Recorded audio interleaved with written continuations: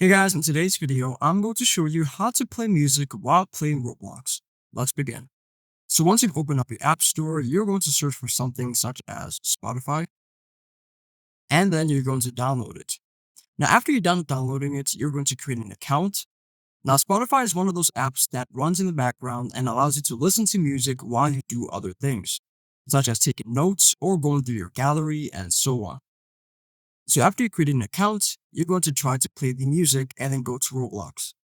So once you open up Spotify, you're going to choose a specific song that you want to play. And then instead of closing all the tabs running in the background, you're simply going to minimize it. So you're simply going to do this, and you're not going to close the app running in the background. And then you go to open Roblox, and then you're going to notice that the music is going to play. And there you go. If this video helped you out, then please leave a like and consider subscribing. It's free, and it helps the channel to make more videos like this. Thanks for watching, and see you in the next one.